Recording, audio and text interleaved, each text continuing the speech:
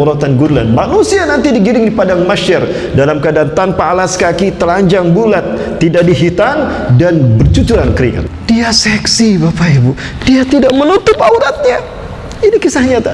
Yang ini 26 tahun, tubuhnya tidak hancur, masih seperti baru dimakamkan, bahkan kain kafannya masih utuh. Ada seseorang yang baru datang dikuburkan di sebelahku, dia terus setiap hari menjerit-jerit, ayah, seorang pemuda pengikut Syiah, tapi direkam, tidak jadi. Nah, ini beratnya jadi ustadz akhir zaman. Walaupun saya hanya membacakan hadis, ada yang tersinggung, ditangkap saya, dibawa saya ke Kapolda. 20 jam saya diperiksa. Kan demi Allah, kita saksikan. Semoga Allah menggelar sidang antara saya dengan mereka, karena mereka banyak memfitnah saya gara-gara saya membongkar akidah mereka. Allahu Akbar. Banyak di Pekanbaru ini, bahkan pusatnya di Pekanbaru.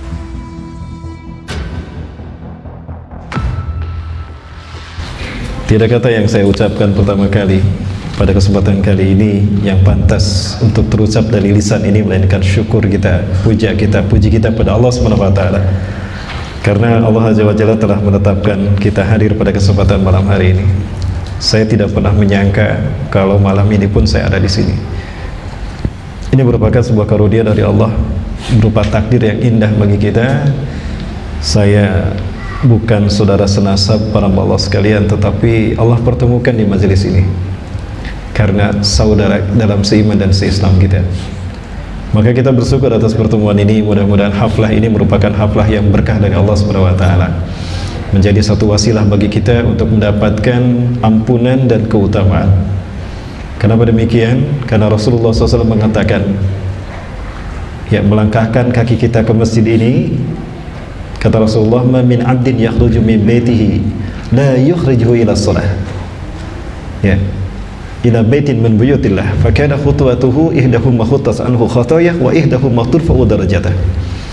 Tidaklah seorang hamba yang keluar dari rumahnya menuju satu rumah dari rumah Allah, maksudnya masjid, dan tidak ada yang menyebabkan dia keluar dari rumahnya melainkan salat, apalagi ditambah dengan majelis ilmu, 2 pahala kita, melainkan langkah-langkahnya yang pertama menggugurkan dosa-dosanya, dan yang kedua meninggikan derajatnya di sisi Allah. Dosa adalah beban bagi jiwa kita. Makin banyak dosa kita lakukan, makin berat beban jiwa, maka makin sumpek hidup kita. Maka adakah kita menyadari ketika kita melangkahkan kaki kita dari rumah menuju masjid ini, dosa-dosa kita berguguran? Ada terasa tadi Pak, Bu, berjatuhan di jalan? Ada terasa? Satu langkah gejling jatuh, satu langkah lagi naik. Wa ihdahuma turfa'u darajatah, dan satu langkah kedua meninggikan derajat kita. Berkurang dosa, berkurang beban jiwa, makin ringan jiwa kita, makin tinggi derajat kita naik di sisi Allah. Ya, maka paling beruntung adalah mereka yang paling jauh dari rumahnya ke masjid ini. Dosanya paling banyak berguguran. Ya, dari mana yang paling jauh di sini? Kayaknya gak ada yang paling jauh kecuali saya di sini. Saya dari barat Bapak Ibu. Ya. Saya berasal dari barat. Ya, maksud saya ibu saya Jawa Barat, ayah saya Sumatera Barat. Jadi dari barat saya. Baik. Yang kedua, keberkahan bagi kita hari ini adalah kita mendapatkan kemudahan jalan menuju surga. Ya, masih kata Rasulullah SAW di dalam hadis yang sahih tentang keutamaan menuntut ilmu bermajelis di sini, yang tidak ada jaminan kalau kita berkerumunan di mall ya, atau di tempat ketika datang pejabat. Aduh, keceletot saya. Ya, Rasulullah SAW mengatakan, "Man salaka tariqan yaltamisu fihi ilman, sahalallahu tariqan ilal jannah." Barang siapa yang menempuh satu jalan untuk menuntut ilmu, Allah memudahkan baginya jalan menuju surga.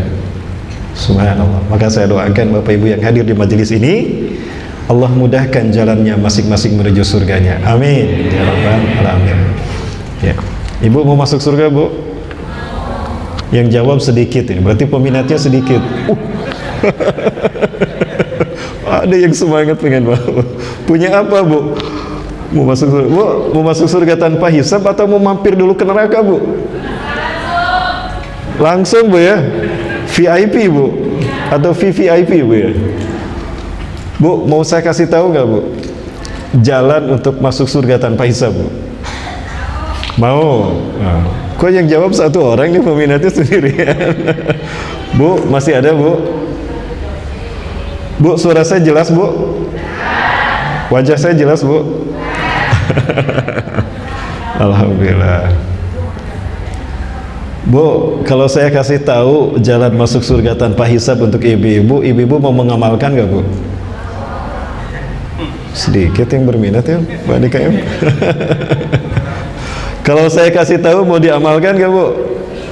Insya Allah. Pak, dengerin Pak, ibu mau ngamalin katanya Pak. Apa itu? Sabar. Sabar. Rasulullah SAW, salawat dan salam semoga Allah curahkan pada beliau dan keluarganya dan para sahabat dan tabi'in serta siapapun dari kalangan ulama salafus saleh hingga pada kita hari ini yang mengikutinya dengan baik dan benar. Rasulullah SAW bersabda, yusyarun nasu fil mahsyari hufatan uratan gurlan. Manusia nanti digiring di padang mahsyar dalam keadaan tanpa alas kaki, telanjang bulat, tidak dihitan dan bercucuran keringat. Wahum yusaruna fiha khamsina alfasanah, dan mereka digiring di padang mahsyar 50.000 tahun. Wa kana miqdaru yaumi ka alfasanatin mimma ta'udun. Satu hari di sana 1000 tahun yang kita hitung di dunia. Allahu Akbar. Dalam keadaan tanpa alas kaki. Biasanya ibu-ibu yang paling banyak alas kakinya. Ada Bata, ada Hurien, ada Edward Forer, apalagi Bu? Ya itulah. Ya kalau bapak-bapak ada Nickerman, Pak ya. Ada Weidenman, ya, Eiger, apalagi Pak? Edward Forer. Nanti cuma satu alas kaki, tidak sama mereknya. Nyekerman. Itu alas kaki kita, urutan telanjang bulat. Siti Aisyah bertanya, ya Rasulullah, hakan biduni libas? Betul ya Rasulullah, kami telanjang nanti? Betul Aisyah, semua yang Allah kumpulkan di padang mahsyar telanjang bulat. Ya Rasulullah, idzan ar-rijalu wan nisa'u yanzuru ba'dhum ba'dan. Ya Rasulullah, nanti laki-laki dan perempuan saling melihat kepunyaan mereka. Besar punya kamu. Apa kata Rasulullah? Ya Aisyah, al-amru yawma idzin asyaddu min ayyahum dzalik. Wahai Aisyah, perkara pada saat itu dahsyat luar biasa. Manusia tidak akan sempat lirik kiri dan kanan. Rasulullah SAW membacakan suatu ayat surat Al-Qiyamah. Wujuhu yawma idzin nadirah ila rabbiha nazirah. Pada saat itu wajah manusia mengadah ke depan kepada Tuhannya, mereka memandang. Lalu beliau menjelaskan, la tazkuru nafsun siwa illa nafsah. Setiap orang tidak akan pernah memikirkan siapapun. Dia lupa pada anak dan istrinya, dia lupa pada keindahan hidup di dunia. Seenak apapun dia di dunia, dia tidak akan pernah mengingatnya. Yang teringat cuma satu, yang ada dalam pikirannya cuma satu. Aina makani fil akhirah? Di mana tempatku di depan sana? Di ujung sana. Al jannatu aminar, di surgakah atau di neraka? Itu apa ya? Jadi orang gak akan sempat lirik kiri dan kanan. Apalagi pada saat itu matahari kita ada 7. Langit yang kita lihat pada saat itu adalah langit yang baru. Bumi yang kita pijak pun bumi yang baru. Yauma tubadalul ardu ghairul ardi was samawat. Pada hari di mana Allah ganti bumi kita dengan bumi yang baru dan langit kita pun dengan langit yang baru. Wa kana bainahum wa bainash syamsi qadru milan, dan jarak antara manusia dengan matahari hanya 1 mil saja. Berbeda pendapat para ulama ahli hadis terkait dengan 1 mil. Kebayang kalau cuma 1 mil jarak kita, Masya Allah, berarti cuma 1,5 kilometer di atas kepala kita. Maka banyak kata Rasulullah, manusia bercucuran keringat. Ya, ini nanti kita bahas di hari yang ketiga, Yaumul Mahsyar, dari 7 hari perjalanan kita menuju alam akhirat. Hadirin kaum muslimin yang dirahmati Allah. Momentum kita memang adalah momentum Isra Mi'raj di bulan Rajab. Perjalanan Rasulullah SAW sebetulnya luar biasa. Dimulai dari Masjidil Haram ke Masjidil Aqsa, lalu naik ke langit ke Sidratul Muntaha. Sidrah artinya terminal, muntaha penghabisan. Jadi Sidratul Muntaha adalah terminal penghabisan. Ya, disebut terminal penghabisan berarti ada kemungkinan Sidratul Muntaha itu adalah ujung alam semesta. Rasulullah menegaskan bahwa alam semesta ini berbentuk trompet, ya, sangkakala berbentuk trompet. Tapi ternyata Bapak sekalian, tahukah kita ternyata NASA menemukan alam semesta kita berbentuk trompet. Kalau bentuknya trompet seperti tanduk, maksud saya seperti tanduk, berarti ada ujungnya kan? Ujungnya itu bertumpu pada satu titik. Apakah itu Sidratul Muntaha, sehingga dinamakan Sidratul Muntaha, terminal penghabisan? Jika benar, berarti Rasulullah Isra Mi'raj adalah perjalanan menuju ujung semesta alam. Ya, ujung semesta alam. Ya. Dan perjalanan yang luar biasa, Rasulullah melihat peradaban. Isra di malam hari itu diperlihatkan bagaimana peradaban manusia. Ya. Setelah itu naik ke langit, diperlihatkan kerajaan Allah di alam semesta yang begitu indah. Kecil ternyata bumi dan alam semesta dan galaksi Bima Sakti dibandingkan dengan alam semesta. Tapi alam semesta tidak ada artinya dibandingkan dengan Allah Azza wa Jalla. Maka Rasulullah kembali semangat lagi. Setelah tadinya merasa berat ketika dakwah, maka Isra Mi'raj ini memberikan tambahan semangat, stimulus bagi Rasulullah untuk makin meningkatkan semangat dakwahnya, menyeru manusia di jalan Allah. Baik Bapak Ibu rahmati Allah Subhanahu wa taala. Tema kita kali ini adalah tentang perjalanan menuju kampung akhirat. Bapak Ibu rahmati Allah Subhanahu wa taala, sebelumnya tadi saya sampaikan pada ibu-ibu sekalian ya tentang jalan menuju surga, masuk surga tanpa hisab. Nah, di padang mahsyar nanti kita digiring selama 50.000 tahun. Ketika manusia ngantri untuk masuk surga, untuk dihisab, Bapak Ibu sekalian, ya, ada sekelompok orang yang selonong boy begitu saja, tidak mau ngantri, langsung dia maju ke depan ingin masuk surga. Maka kemudian para malaikat menghalangi mereka. Ila aina antum dhahibun? Mau kemana kalian pergi? Nahnu dhahibun ilal jannah. Kami mau pergi ke surga. Ya, sebentar Bapak Ibu. Pak DKM, kalau saya berdiri nggak apa-apa Pak DKM? Bu, boleh saya berdiri ya Pak? Boleh berdiri Pak ya? Ini kasihan ibu-ibu ada yang kayak gini ini. Nanti lehernya sakit ya. Apa nih? Saya memang biasa berdiri kalau ceramah. Baik Bapak Ibu rahmati Allah. Baik, surah kita masih jelas ya. Alhamdulillah, ini mic-nya bagus ya, sound-nya luar biasa.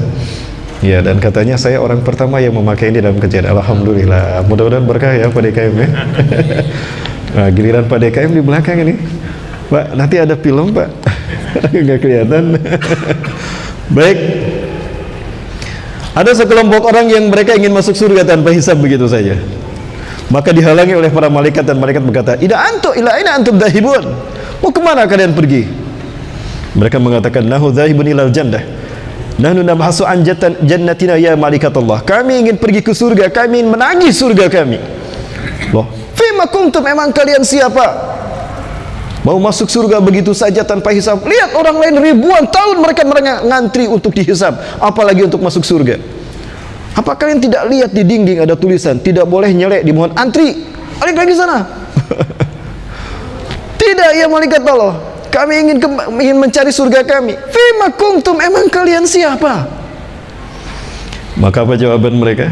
Ya malaikat Allah, nahnu sabirun. Wahai para malaikat Allah, kami adalah orang-orang yang bersabar. Apa kata malaikat? Mudah kalian ngomong sabar. Pak Sobirin aja belum tentu sabar. Ada Pak Sobirin sini Pak? Nggak ada? Oh kebetulan nggak ada, alhamdulillah. Ini hanya canda aja Pak ya. Fima sabrukum idan, emang sabar kalian seperti apa? Pede amat kalian bilang sabar. Maka apa jawaban mereka? Ya malaikat Allah, nahnu sabiruna fi ta'atillah. Wahai para malaikat Allah, kami adalah orang-orang yang bersabar dalam mentaati Allah. Sesusah apapun hidup kami, kami tidak mengurang ketaatan kami kepada Allah. Dalam keadaan senang kami taat, dalam keadaan susah pun kami taat.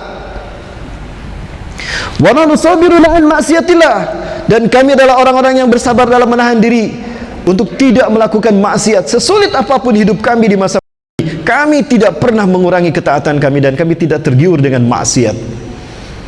Ya, huwa sabruna ya malaikatullah, itulah kesabaran kami. Jadi gimana? Boleh nggak kami masuk surga? Apa kemudian kata malaikat? Idan antum kama kultum, kalau begitu benarlah kalian. Ibhasu an jannatikum, silakan cari surga kalian. Ya. amhsihut tariq, bukakan mereka bagi mereka jalan sehingga mereka pun masuk surga tanpa hisab. Itu Bu, jadi pahala sabar ya. Jadi gimana Bu? Siap bersabar Bu? Oh, kok nggak ada yang jawab lagi nih? Siap bersabar Bu? Siap. Kalau bapaknya nikah lagi siap bersabar? Oh, siap Pak katanya. Alhamdulillah. Coba itu jawaban istri saya ya. Ya Bu, sekarang saya sendirian, jablay ya. Ya, teman-teman bilang kalau baru sekali nikah bukan istri namanya, iswan. 2 kali nikah istu, 3 baru istri. Betul Bu? Oh iya katanya Ibu. Tuh alhamdulillah Pak, udah dikasih rambu-rambu tuh Pak. Baik Bapak Ibu rahmati Allah, perjalanan menuju kampung akhirat tidak akan bisa dilalui seseorang, dimulai oleh seseorang, melainkan melalui pintu kematian. Kematian adalah satu dari 5 takdir Allah yang Allah tetapkan kepada kita secara musayyar. Di dalam sebuah hadis sahih, kalau tidak salah di dalam kitab Sahih Muslim, syarah Syekh An-Nawawi, Syekh An-Nawawi di dalam, saya lupa lagi, kitab Badaul Khalqi kalau tidak salah, di dalam kitab awal mula Allah menciptakan makhluk ya, Rasulullah SAW bersabda, "Idza kana ibnu Adam fi batni ummih," ketika anak cucu Adam, manusia ada dalam rahim ibunya, 4 ashhur, 4 bulan, arsalallahu lahu malakan, Allah mengutus satu malaikat untuknya ya, fakutiba lahu min maqadirih, maka dicatat takdir bagi orang itu. Sudah kita lihat, ini pernah saya buatkan singkat Bapak sekalian, sebentar. Maka malaikat datang kepada manusia ketika di alam rahim selama 4 bulan. Maka dicatatkanlah catatan takdir untuknya, dibuka buku catatan takdirnya. Di sampul itu tertulis namanya, misalnya ya Rahmat Baikuni, RB. Ya. Maka kemudian malaikat bertanya 5 hal kepada Allah Azza wa Jalla. Ya Rabb, adzakarun au unsa, ya Allah, si fulan ini laki-laki apa perempuan? Berarti ya, diferensiasi jenis kelamin, gender itu terjadi ketika manusia 4 bulan di alam rahim sudah mengalami pembelahan melalui beberapa proses, mitosis dan meiosis, anafase, telofase, interfase dan sebagainya. Sel, sehingga setelah 4 bulan baru Allah tetapkan jenis kelaminnya. Maka Allah berkata, "Uktub hakada," tuliskan demikian. Kalau kata Allah laki-laki, pasti ditulis laki-laki. Jika Allah berkata perempuan, pasti ditulis perempuan. Tidak mungkin malaikat salah dengar. Ya, kita catat malaikat nggak salah dengar. Nggak mungkin gara-gara malaikat salah dengar kata Allah laki-laki, didengarnya perempuan, ditulis jadi perempuan, maka lahirlah dia menjadi bencong. Kenapa kamu bencong nak? Malaikat salah dengar Bunda. Harusnya aku laki-laki, malaikat dengarnya perempuan, aku jadi bencong. Itu bukan salah Allah. Allah tidak pernah gagal menciptakan manusia. Lalu kenapa ada lesi? Kenapa ada waria? Kenapa ada bencong? Itu salah orang tua. Salah orang tua. Bapak Ibu, makanan yang kita makan, yang namanya anak, segala-galanya dari orang tua. Betul? Anak itu segala-galanya dari orang tua. Darah dagingnya semuanya dari orang tua. Dan yang baik tidak lahir dari yang buruk, yang baik lahir dari yang baik. Betul? Ketika orang tuanya perokok, ketika orang tuanya meminum minuman keras, ketika orang tuanya pengguna narkotika, itu berpengaruh kepada embrio, berpengaruh kepada janin. Kan ada tulisannya di rokok, kenapa tidak dibaca? Maaf nih pada yang ngerokok. Mentang-mentang tidak merokok Ustaz, enggak Bu, bukan maaf ya, maksud saya berpengaruh. Maka ketika seseorang berhenti dari rokok, ketika seseorang berhenti dari miras, ketika seseorang meninggalkan narkotika, bukan hanya menyelamatkan dirinya, tapi menyelamatkan keturunannya. Karena rokok, miras, dan narkotika bisa berpengaruh kepada proses fertilisasi, proses pembuahan, proses genetika, ya, reproduksi. Ya, laki-laki itu XY, kromosomnya, perempuan XX. Nah, ini saya belajar gini karena memang cita-cita saya jadi dokter Pak DKM.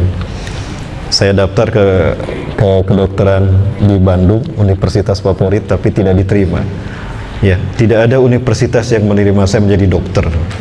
Padahal kesukaan saya ketika sekolah biologi, Bapak Ibu. Pelajaran genetika, pelajaran yang paling saya sukai. Tapi saya diterima di jurusan kimia. Tapi karena himmah saya lebih pada agama, jadi saya murtad dari kimia dan mu'alaf di tafsir hadis, Bapak Ibu. Jadilah ustaz. Padahal cita-cita ingin jadi dokter. Baik. Laki-laki itu kromosom XY, ada kromosom X, ada kromosom Y. Perempuan XX. Ketika ayah dan ibu bergulat di rumah, di kamar, maka terjadilah reproduksi, perpisah antara X dan Y, X dan X. X ayah bertemu dengan X ibu, lahir XX, anaknya mirip, anaknya perempuan. Terserah mirip ayahnya atau mirip ibunya, mana yang dominan. Tapi jangan sampai mirip tetangga. Bahaya kalau mirip tetangga. Y ayah bertemu dengan X ibu, maka menjadi XY, laki-laki dia lahir. Tapi gara-gara rokok yang terus-menerus dikonsumsi, gara-gara miras dan gara-gara narkotika, itu berpengaruh kepada genetika proses reproduksi, sehingga terjadi disjunction, gagal berpisah. X dan Y tidak mau berpisah, maka XY ini ketemu dengan X ibu, maka jadi XXY. Maka lahirlah dia laki-laki, tapi payudaranya membesar, tapi pinggulnya membesar, badannya kayak gini, Bapak Ibu. Itu salah siapa? Salah orang tua. Sehingga dia sukanya pada laki-laki, padahal dia laki-laki. Karena ada dua kromosom X pada dirinya. Yang satu lagi dia tidak kebagian dari ayahnya, jadi cuma sendirian, X saja. Maka dia tetap lahir perempuan, cuma payudaranya tidak tumbuh, pinggulnya tidak membesar, jalannya gagah begini. Itu dia. Jadi salah siapa, Bapak Ibu? Salah orang tua. Anak segala-galanya dari orang tua. Jadi bahasanya iklan, Bapak Ibu ya. Sinetron aja ada iklan ya, boleh? Waktu kita panjang, Pak, Bu? Panjang. Ada istilah kalau malam minggu itu malam yang panjang, betul? Nah, jadi sampai jam berapa? Sampai selesai. Sudah nggak apa-apa? Baik, Bapak Ibu. Yang kedua, ya Rabbi asaqiyun aw sa'idun, ya Allah, apakah hidupnya penuh dengan sukacita atau penuh dengan penderitaan? Uktub hakada ya malaikat, ya malaikati. Tulislah demikian, wahai malaikat. Jadi kadar bahagia kita, kadar susah kita sudah Allah tetapkan sekian. Mana yang terjadi dan dominan itu tergantung pilihan kita, tergantung perbuatan kita. Karena kita punya hak mukhayyar, memilih apa yang Allah takdirkan kepada kita, mukhayyar. Kalau musayyar adalah posisi kita hanya bisa menerima apa jadinya dari Allah. Saya terlahir laki-laki, tidak bisa berubah menjadi perempuan, musayyar. Kalau mukhayyar adalah posisi manusia bisa memilih dari apa yang Allah takdirkan. Ya. Dan yang ketiga, mumayyiz adalah posisi di mana kita mulai dihitung baik buruknya, atau akil balik atau mukallaf. Yang ketiga, wa kaifa bi rizqihi ya Rabb, bagaimana dengan rizkinya ya Allah? Dulu saya membayangkan rizki itu dalam bentuk nominal angka ditetapkan. Belakangan saya berpikir, oh kayaknya bukan. Rizki Allah tetapkan dalam bentuk peluang. Untuk orang seperti saya, IQ saya sekian, emotional quotient saya seperti ini, dan juga fisik saya seperti ini, udah cukuplah untuk URB 4 peluang. Yang dengan 4 peluang ini kita bisa mendapatkan semua nikmat dunia dan akhirat. Ya, di mana setiap peluang ini ada nominal yang bisa kita hitung secara matematis. Pertanyaannya, berapa banyak rezeki yang kita dapatkan, berapa banyak peluang yang kita dapatkan, berbanding lurus dengan kesungguhan kita. Betul? Rajin kita, banyak yang kita dapatkan peluang dan rezekinya. Malas kita, ya segitulah yang kita dapatkan. Karena Allah telah menetapkan hukum kausalitas atau sunatullah, ya wa allaisa linsani ila masa. Tidak ada yang didapatkan manusia melainkan apa yang diupayakannya. Laha makasabat wa 'alaiha maktasabat. Manusia akan mendapatkan kebaikan, pahala dari kebaikan yang dilakukannya. Manusia pun akan mendapatkan siksa dari dosa yang dilakukannya. Dan yang keempat, wa kaifa bi azwajihi ya Rabb, bagaimana dengan jodohnya ya Allah? Jodoh juga menurut saya, Bapak Ibu, dari apa yang saya pahami, jodoh itu bukan si A dan si B, tapi karakter yang Allah jodohkan. Ya. Dalam Quran surat An-Nur ayat ke-26 kalau tidak salah, Allah berfirman, a'udzubillahi minasyaitonirrajim, al-khabithatu lil-khabithin wal-khabithuna lil-khabisat Wanita-wanita yang berperangai buruk akan menjadi jodoh bagi laki-laki yang buruk pula. Laki-laki yang berperilaku buruk akan menjadi jodoh wanita yang buruk. Wa thayyibatu li thayyibina wa thayyibuna li thayyibat. Laki-laki, wanita-wanita yang baik akan menjadi jodoh bagi laki-laki yang baik. Laki-laki yang baik akan menjadi jodoh bagi perempuan yang baik. Jadi yang Allah takdirkan adalah karakter. Maka jika ingin mendapatkan jodoh yang soleh, solehkan diri kita. Maka solehnya kita, baiknya kita menjadi energi untuk menarik yang soleh. Itu Bapak Ibu sekalian. Masalah siapa orangnya, pilihan kita. Contohnya Bapak Ibu, saya diundang ceramah di Medan, ada yang matching dengan saya. Assalamualaikum Ustaz. Waalaikumsalam. Wah, matching dengan saya nih. Ceramah di Aceh, Assalamualaikum Ustaz. Wah, matching juga tuh. Di sini ada juga yang matching, Bu. Apakah di setiap tempat kita ambil? Tidak. Siapa orangnya, pilihan kita. Itu Bapak Ibu ya, pilihan kita. Jadi jodoh kita sudah ada, permasalahannya mau dicari enggak gitu.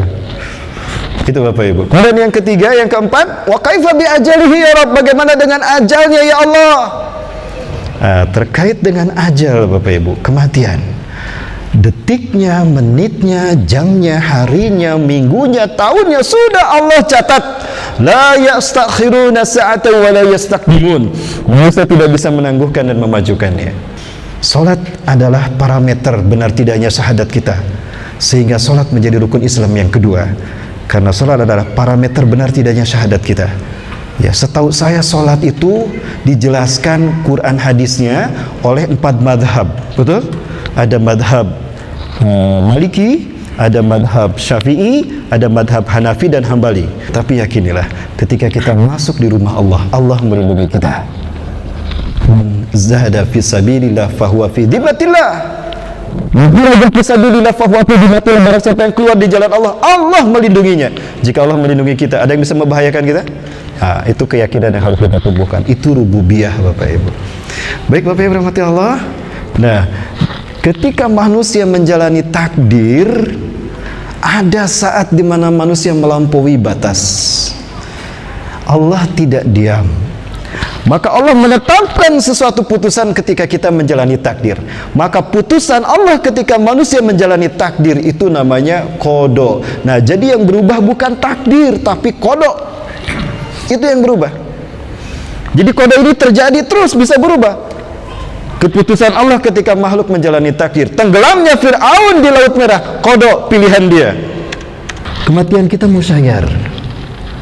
Nah, dan kita muhayyar, bisa memilih. Apakah mau memilih mati dalam keadaan beriman atau mati dalam keadaan kufur? Dalam waktu yang sama, manusia bisa memilih berbuat baik atau berbuat buruk. Ketika manusia memilih beriman, maka dia pasti masuk surga. Ketika manusia ternyata kufur, maka dia masuk neraka. Baik memilih beriman ataupun kufur, kematiannya sama di waktu yang sama. Tetap kita mati.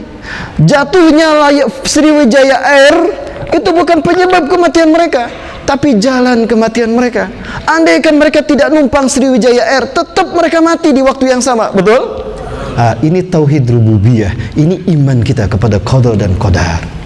Jadi kenapa harus merubah yang sesuatu yang tetap, sesuatu yang mutlak jangan dirubah. Nah, kematian, Bapak Ibu rahmati Allah Subhanahu wa taala, kematian bukan milik orang yang sudah pergi meninggalkan dunia. Tidak, milik semua makhluk. Karena Allah menyatakan, ya, kullu nafsin dha'iqatul maut. Ya Bapak Ibu, kematian sudah Allah tetapkan sekali lagi. Kapan dia datang? Ketika ajal kita tiba. Dan kapan ajal tiba? Ketika rezeki kita habis. Konon malaikat maut setiap harinya datang menghampiri kita 70 kali malaikat maut tuh. Ketika datang rezeki kita masih ada, balik lagi. Ketika datang rezeki kita masih ada, balik lagi. 70 kali sehari semalam. Ya. Maka ketika datang rezekinya habis, mati itu dia. Loh, perasaan tadi ngobrol sehat kok nggak sakit? Lah iyalah, lawang rezekinya habis. Kayak HP kita. Mau iPhone, mau Samsung, mau apa, kalau baterainya habis, mati tidak? Ya sama mati. Nah, begitulah manusia. Jadi ajal itu adalah habisnya rezeki seseorang, maka matilah dia pada saat itu. Jadi ditakuti ataupun tidak, tetap kematian akan datang Bapak Ibu. Mau dalam kondisi takut, dalam kondisi berani, sama saja kita mati kok. Jadi gimana Bapak Ibu? Apakah harus kita takuti kematian? Jangan. Yang harus kita takuti adalah kehidupan setelah kematian. Itu yang kita bahas hari ini. Apa yang terjadi setelah kita mati? Siap Bapak Ibu? Subhanallah, iklannya aja sudah 30 menit tuh Bapak Ibu. Lanjut Bapak Ibu ya, kan waktu kita panjang ya. Ya, siap ya, tapi jangan ngantuk Bapak Ibu. Ini panitia, tolong kasih korek api nanti sama yang ngantuk. Ada yang ngantuk ganjel pakai kayu api itu. Ngantuk lagi ganjel, udah ngantuk terus ganjel. Sudah diganjel masih ngantuk, bakar korek apinya. Bapak Ibu rahmati Allah Subhanahu wa taala, kita belajar dari yang namanya kematian.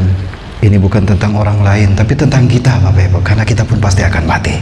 Cuma kita tidak tahu kapan kita mati. Wala tadri nafsun fi ayyi ardin tamut. Tidak ada seorang pun yang tahu di mana dia akan meninggal dunia. Wala tadri nafsun ma taksibu ghadan illa ayyasha Allah, dan siapapun tidak ada yang tahu apa yang akan terjadi esok hari kecuali apa yang Allah kehendaki. Bapak Ibu sekali lagi, kematian sudah Allah catat musayyar. Tapi di mana kita mati, dalam kondisi apa kita mati, itu pilihan kita. Sekali lagi, pilihan kita. Ya, karena kita juga mukhayyar. Namun Rasulullah pernah mengasih kisi-kisi pada kita, menjelaskan penjelasan. Apa itu? Man ahya ala syai' mata alaih. Siapa yang hidupnya penuh dengan satu amalan itu, maka di dalam amalan itulah dia meninggal dunia. Seseorang yang berprofesi sebagai pilot, ya meninggal ketika pilotnya pesawatnya jatuh. Ada orang hidupnya mancing, ya mati tenggelam ketika mancing. Ada orang yang hobinya main game, mati ketika main game tuh. Ada Bapak Ibu di YouTube kan, mati ketika main game. Ada orang hobinya zina, mati ketika zina di Korea tuh. Alhamdulillah. Pertanyaannya, amal apa yang paling sering kita lakukan? Jangan-jangan amalan itulah yang menjadi kondisi kematian kita. Maka waspadai akhir dari kehidupan kita. Jauhi perbuatan dosa, perbanyak amal soleh. Mudah-mudahan dalam keadaan amal soleh itu kita meninggal dunia. Ahli solat meninggal ketika solat. Saya punya tetangga ahli solat duha, meninggal ketika sujud terakhir di solat duha. Ahli majelis taklim meninggal ketika majelis taklim dihadiri. Dan ustadz meninggal ketika ceramah.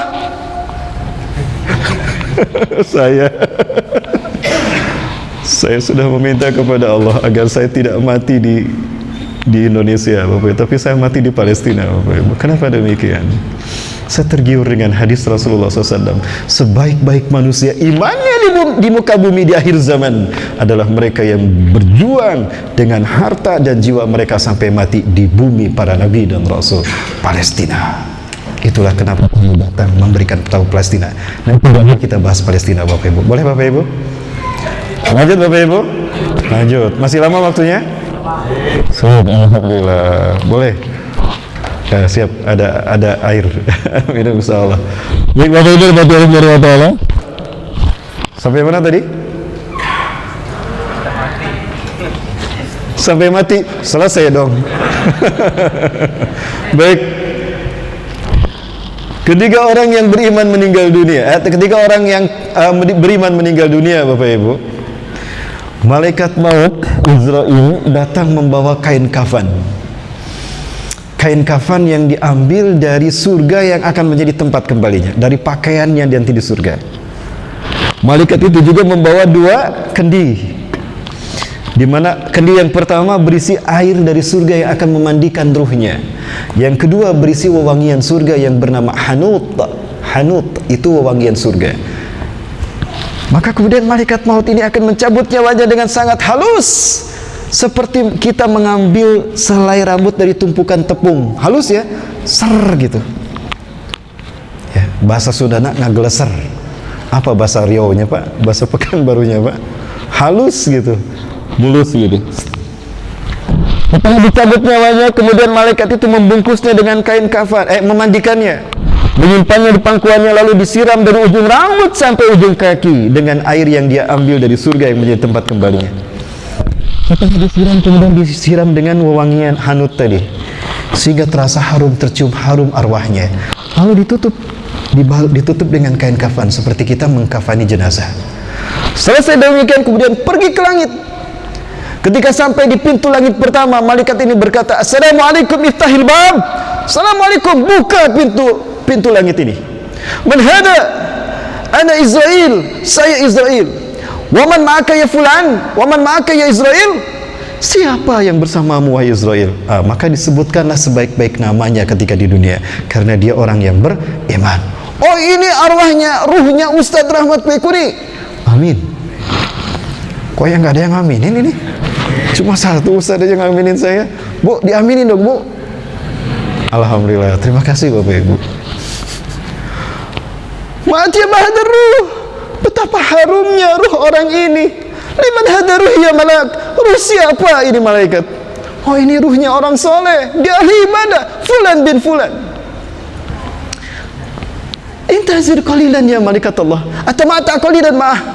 Sebentar malaikat, aku ingin bersenang-senang dengan bau harumnya. Betapa mulia dia. Jangan begitu dong, aku punya urusan, ini tugas saya dari Allah. Maka pergilah malaikat itu kemudian.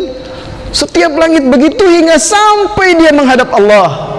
Selama malaikat ini membawa ruh perjalanan kepada Allah, jasadnya di bumi diurus, dimandikan, dikafani, dimakamkan. Begitu ditinggalkan alam kuburnya, malaikat ini bertanya, ya Rabb, hadar fulan bin fulan. Ya Allah, ini ruhnya si fulan bin fulan. Karena dia orang beriman, apa kata Allah? Arji'u ila qabri wa ambilahu amsih lahu kubrahu ila tarfin nazarih.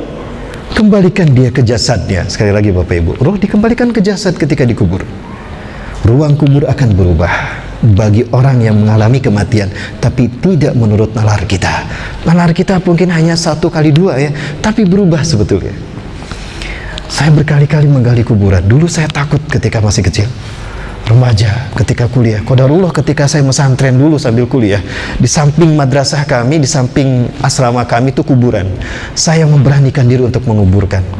Macam-macam orang ketika dalam kubur. Ada yang tengkoraknya masih utuh, ada yang tengkoraknya hancur, dan ada yang duduk, ada yang berdiri, ada yang sujud. Macam-macam tengkorak manusia di dalam kubur. Tidak percaya? Silahkan buktikan kalau berani. Ada yang utuh, ada yang hancur. Sampai saya bilang, maaf ya bro, saya ambil tulangnya sebentar, nanti saya masukin lagi.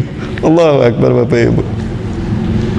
Kemudian Bapak Ibu sekalian, dikembalikan pada jasadnya, maka dia akan bangun di kuburnya seperti bangun dari mimpi yang indah, dari tidur yang nyenyak. Alhamdulillahilladzi ahyana ba'da ma amatana wa ilaihi nusyur. Di mana saya? Kok kamar saya jadi seindah ini? Seluas ini? Loh, Ibu, Bapak, ditanya, di mana? Di mana saya? Maka datanglah malaikat munkar dan nakir.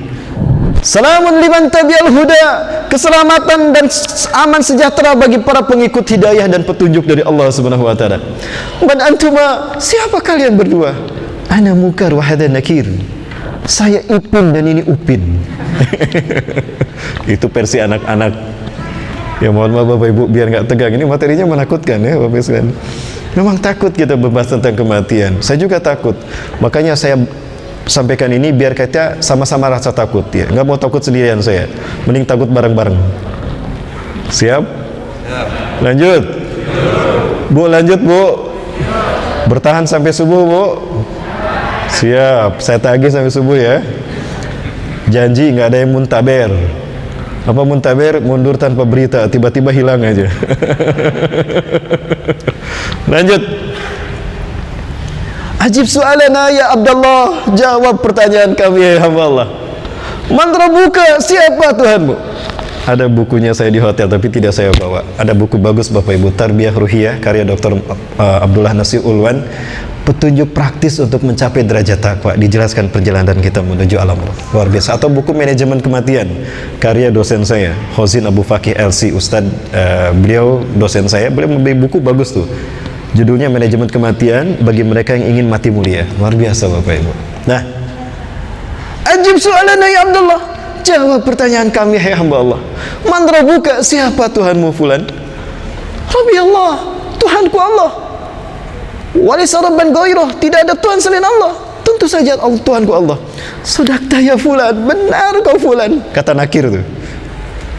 Yang kedua, wa madinuka ya fulan, apa agamamu ya fulan? Dunia Islam ya malaikat Allah, ya malaikat Allah. Ya, ya mukar ya nakir, dini al-Islam, wala yaqbalullahu dinan illa al-Islam, dan Allah tidak menerima agama kecuali Islam. Sadaqta ya fulan. Yang terakhir, man hada, siapa orang ini? Setiap nanti kita di kuburan akan didatangkan seseorang. Man hada, siapa orang ini? Huwa Rasulullah wa Nabiullah Muhammad SAW wa ana mu'minun bih. Dia Rasulullah dan Nabi Allah Muhammad. Kita tiba-tiba hafal nanti. Amal ibadah kita, iman kita yang akan membuat kita mengenal Rasulullah SAW. Beliau Rasulullah Nabi Muhammad SAW. Dia Nabi dan Rasul saya dan aku beriman kepadanya. Sadaqta ya fulan. Benar kamu fulan. Iltafits ila shimalik. Coba lihat ke sebelah kirimu. Ketika dia melihat sebelah kiri, Allahu Akbar, ya Allah. Tempat apa itu menyakitkan sekali? Siapa itu yang sedang disiksa? Itu nerakamu fulan. Kamu masih ingat dulu di dunia kamu melakukan dosa ini? Itu nerakamu. Allahu Akbar, jangan kau masukkan aku ke neraka itu ya Allah. Tidak fulan, sabar. Tempatmu bukan di sana. Lihat sebelah kananmu. Ketika dilihat, indah sekali. Allahu Akbar, subhanallah. Indah sekali tempat itu ya malaikat Allah. Apa itu? Itulah tempatmu di alam akhirat ini. Karena engkau mati dalam keadaan beriman dan husnul khatimah. Ya, kebahagiaan bagimu. Ya, taban ya, tuban laka ya fulan ila sairmi ayyamika ila tub'asu yaumal ba's. Hatta tub'asu yaumal ba's. Hatta tub'asa yaumal ba'si. Kebahagiaan bagimu hai fulan sepanjang kamu di alam barzah ini, sampai nanti kamu dibangkitkan di hari yang kedua, yaumul ba'as. Hari yang pertama yaumus sa'ah, hari kiamat. Orang yang mati sebelum kiamat, kata Rasulullah, man mata qabla sa'ah faqad ja'at kiamatuh. Siapa yang mati sebelum hari kiamat, maka kiamatnya telah tiba. Jadi saudara-saudara kita yang sudah meninggal dunia, mereka sudah merasakan kiamatnya. Ya. Apakah kita nanti menyaksikan kiamat? Tidak, insya Allah. Orang-orang beriman tidak akan menyaksikan hari kiamat. Yang akan menyaksikan kiamat adalah manusia yang tidak punya iman, walau sebesar biji zarah imannya. Inna syirarun nasi fil adam alladina ja'atuhum sa'atu baghtatan. Sesungguhnya seburuk-buruk manusia di muka bumi adalah mereka yang disantroni kiamat. Datang kiamat tiba-tiba pada mereka. Itulah manusia terburuk di muka bumi. Laisa lahum imanun walau bimiski dzarratin. Mereka tidak punya iman walaupun sebesar biji sawi. Masya Allah. Anisafiyah muslimun ya Rasulullah. Apakah pada saat itu tidak ada orang muslim? Oh, banyak orang Islam pada hari kiamat terjadi. Banyak orang Islam. Lakina imanuhum la yujawizu hanajirahum. Tapi iman mereka tidak sampai ke tenggorokan. Jangankan ke hati, Pak, Bu. Iman mereka tidak sampai ke tenggorokan. Iman mereka hanya di mulut saja. Iman mereka ada di pangkat dan jabatan. Nauzubillah. Ada banyak orang menjual iman Islamnya demi pangkat dan jabatan. Betul? Demi hadiah triliunan. Makanya dia jadi influencer. Aduh, keceletot lagi saya. Saya nggak nyebut nama ya. Itu Bapak Ibu. Mereka lah nanti yang akan menyaksikan kiamat. Sudah ada tidak mereka? Sudah muncul mereka? Berarti kiamat telah dekat Bapak Ibu ya. Betul? Kiamat sudah dekat ya. Bang, udah nikah bang? Belum, kiamat udah dekat bang. Besok lusa nikah ya bang. Bapak Ibu, kemudian terciumlah bau harum yang luar biasa. Mati bahadruh. Bau apa ini? Wangi apa kok harum sekali? Tiba-tiba datang seorang wanita yang cantik jelita. Kenapa wanita yang cantik jelita yang datang? Kan yang matinya URB. Masih malah anti. Betapa cantiknya engkau dan harum sekali. Man anti, siapa engkau? Ya fulana, ada amal kalau khair fid dunya. Aku adalah amal baikmu. Aku ada kebaikanmu ketika kau hidup di dunia. Hidupmu penuh dengan amal baik. Itulah aku. Wa ana raqibuka fi hadil barzah. Aku adalah temanmu di alam barzah ini. Bayangkan Bu, di alam barzah berdua dengan wanita cantik. Kemana Anda akan pergi? Saya di samping Anda. Yuk, ke sana yuk, main yuk. Nah, itu yang dialami oleh saudara-saudara kita sekarang di alam barzah. Ketika saudara kita mati dalam keadaan beriman. Sampai nanti dibangkitkan di hari yang kedua, yaumul ba'as. Hari kebangkitan di padang mahsyar. Dan ketika yang matinya adalah orang-orang yang ahli dosa, ahlul fujur, malaikat mencabut nyawanya dengan sangat menyakitkan. Semua sel tubuh terasa sakit kematiannya. Nauzubillah.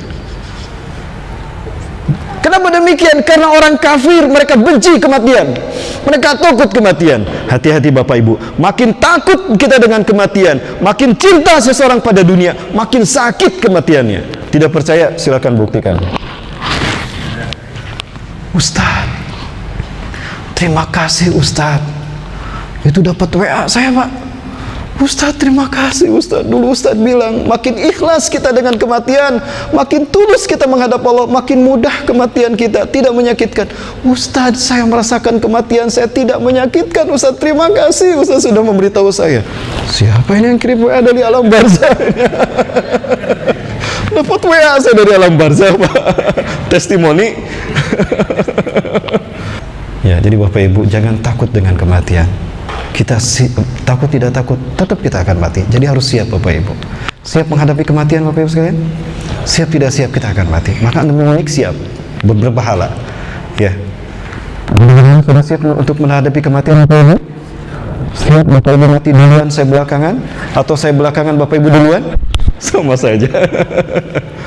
Ya, Allah. Dicabut nyawanya. Setelah dicabut nyawanya, mereka sudah mempersiapkan kain kafan, di mana kain kafan ini dianyam dari neraka yang akan menjadi menjadi tempat kembalinya. Api neraka itu dipintal, lalu dianyam menjadi kain kafannya. Dimasukkan ke kain kafan yang dari api neraka tadi, lalu digembol, pergi, tidak dimandikan, tidak ada kehormatan bagi ruhnya. Ketika sampai di pintu langit pertama, malaikat itu berkata, "Iftahi bab, assalamualaikum." Buka pintu ini. Assalamualaikum. Man hada? Ana Israel. Saya Israel. Wa man ma'aka ya Israel, dan siapa yang bersamamu? Ruh siapa? Disebutkanlah seburuk-buruk nama ada di ketika di dunia. Oh, ini ruhnya si Fulan bin Fulan. Siapa namanya? Aje. Siapa namanya? Aje. Ya. Makna ada ruh. Bau busuk sekali ruhnya. Cepat-cepat malaikat, aku tidak kuat untuk bertahan mencium baunya. Buru-buru pergi sana, aku tidak kuat. Seperti itu nanti Pak. Setiap pintu langit demikian. Selama ruhnya mencapai kepada Allah, itu pun kalau Allah bukakan pintu langit. Tapi ada yang Allah tidak bukakan, jadi melayang-layang Bapak Ibu di antara langit dan bumi. Tidak sampai ke sana. Itulah orang yang tidak dibukakan pintu langit. Ada. Makanya dia gentayangan. Allahu Akbar. Ketika jasadnya diurus, itu ruhnya menghadap kepada Allah. Begitu sampai kepada Allah, malaikat berkata, "Ya Rabb, ini hada fulan bin fulan, hada ruh fulan bin fulan." Ini ruhnya si fulan bin fulan. Maka apa kata Allah? Arji'u ila qubrih. Kembalikan dia ke kuburnya, ke jasadnya. Himpitkan kuburnya sampai hancur tulang belulangnya. Dan hamparkan baginya permadani dari api neraka yang menjadi tempat kembalinya. Itu arwahnya dilemparkan Bu, ruhnya dilemparkan ke tubuhnya. Follower.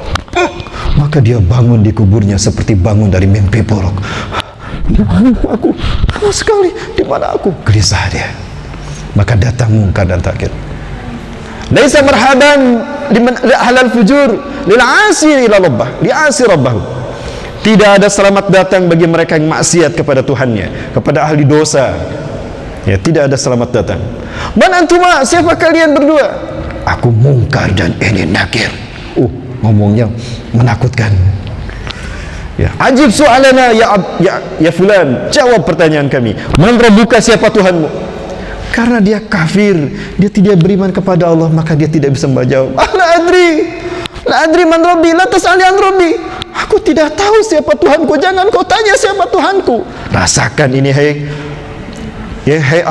pendosa, dipukul itu Bapak Ibu saudara, menjerit dia dengan jeritan yang keras, terdengar oleh yasma'u al khalaik ilal jinn wal insu, terdengar oleh semua makhluk kecuali jin dan manusia. Ditanya lagi yang kedua, wa madinuka ya fulan, dan apa agamamu? La adri ma dini, laisa dinin alayya, tidak ada dia agama bagi saya, tidak tahu agama saya apa. Ya. Maka apa kemudian? Dipukul lagi Bapak Ibu, mati lagi dia, dihidupkan lagi, bukan mati maksud saya, hancur tubuhnya, menjerit-jerit kesakitan, dibangunkan lagi. Wa man hada, dan siapa orang ini? Maka dia mengatakan, huwa Muhammadun nabiullah wa rasuluh, lakinnani lastu mu'minan bih. Dia Muhammad nabi Allah dan Rasulullah, tapi aku tidak beriman padanya. Dipukul lagi. Ya, kemudian dia melihat, kemudian malaikat berkata, lihat sebelah kananmu. Tuhan, begitu indah sekali tempat itu. Tolong malaikat aku pindahkan ke sana. Aku tidak kuat di sini, panas. Tidak.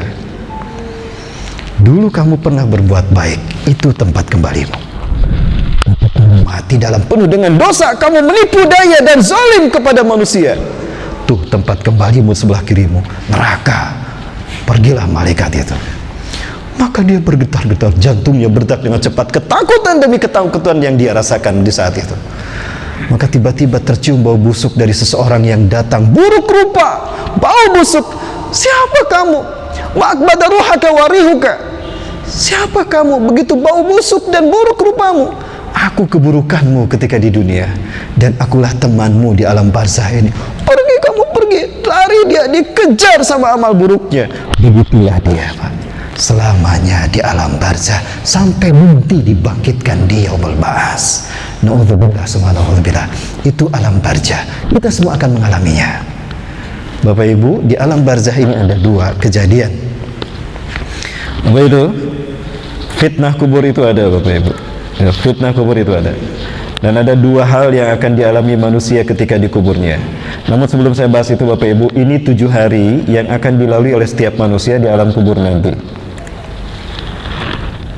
Ya, sebagai penjelas saja Bapak Ibu sekalian, inilah 7 hari yang akan kita lalui setelah kita mati meninggalkan dunia. Yang pertama, yaumul sa'ah, hari menentukan semesta hari kiamat. Dimana orang beriman tidak menyaksikannya. Yang menyaksikan hari kiamat terjadi adalah manusia terburuk di muka bumi yang tidak punya iman Allah sebesar biji sawi. Yang kedua, yaumul ba'ats, hari kebangkitan manusia di padang mahsyar. Ya, yang ketiga, yaumul mahsyar, hari dikumpulkannya manusia di padang mahsyar semuanya termasuk bangsa jin.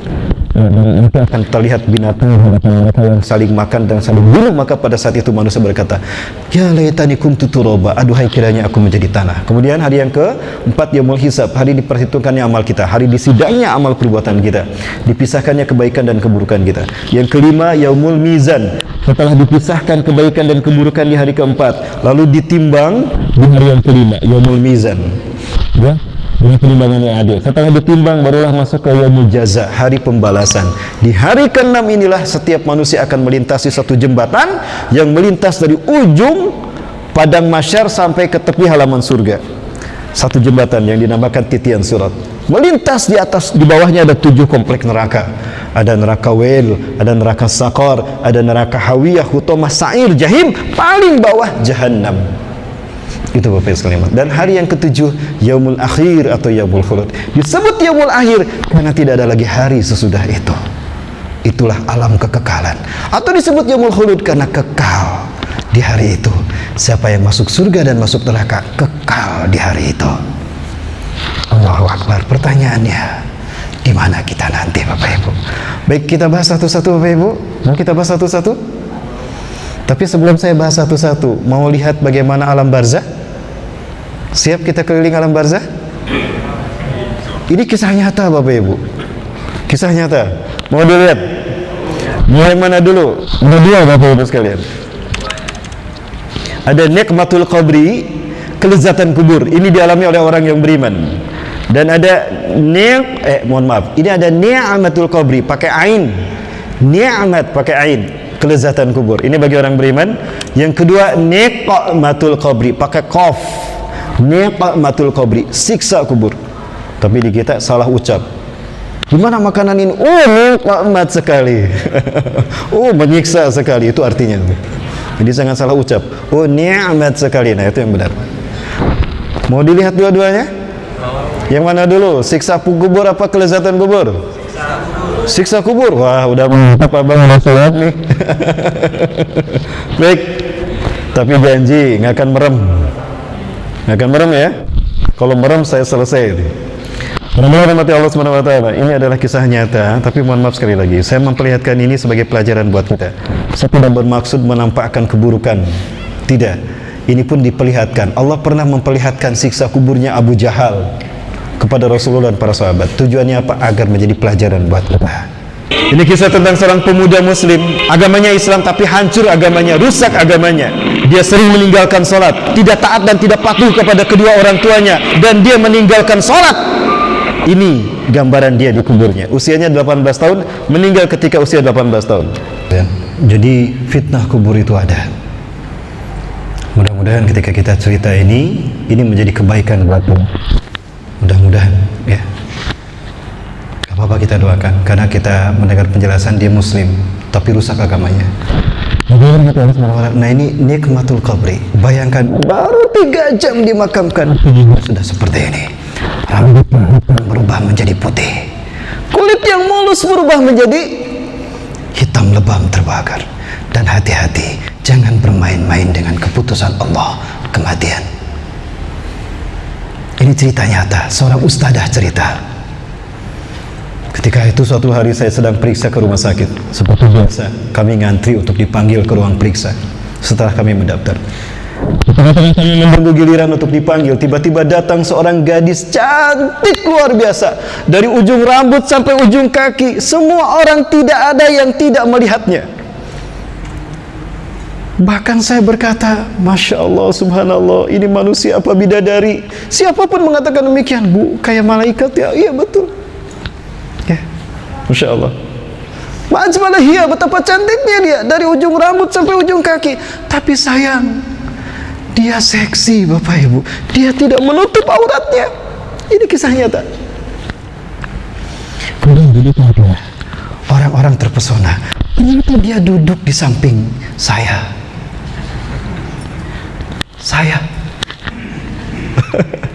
Ini cerita nyata, kisah nyata, tapi bukan saya mengalaminya, bukan. Kalau saya mengalaminya, alhamdulillah. Ustadz juga manusia. Tiba-tiba ustadzah ini cerita, ada seseorang yang membisikkan sesuatu kepadaku. Nasihati dia, kamu sayang dia, nasihati dia, cepat nasihatin. Siapa yang ngomong? Nggak mungkin. Dia agak jauh di sana. Ibu ini suaranya laki-laki, bapak ini tapi kayaknya udah tua. Nggak mungkin. Siapa yang ngomong? Dia lagi. Suara itu jelas lagi, nasihati dia, kalau kamu sayang dia, nasihati dia, cepat. Jangan-jangan ini firasat dari Allah. Akhirnya ustadzah itu memberanikan diri. Aku pun memberanikan diri menasihatinya. Assalamualaikum nak, cantik sekali kamu nak. Siapa namamu? Waalaikumsalam bu, saya Fulanah bu. Cantik sekali kamu. Semua orang di sini melihat kamu ketika kamu datang. Terima kasih bu. Ya. Tapi sayang nak, kenapa kamu tidak menutup auratmu nak? Dosa kamu memperlihatkan auratmu, dan itu sumbangan jariah dosa untuk kedua orang tuamu.